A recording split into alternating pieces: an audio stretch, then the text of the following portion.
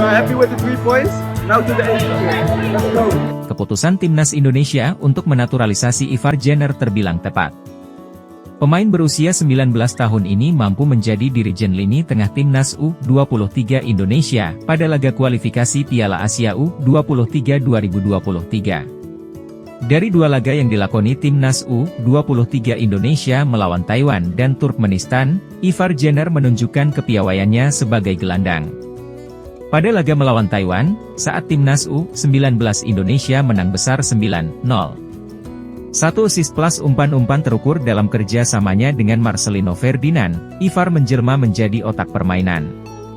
Di laga melawan Turkmenistan, Ivar Jenner berperan sebagai pemecah kebuntuan. Satu golnya dari luar kotak penalti, di babak pertama membuktikan kalau Ivar Jenner pandai memutuskan kapan harus menembak dan kapan harus mengumpan. Hello fans, thank you for coming. And we are happy with the 3 points. Now to the Asian Games. Let's go.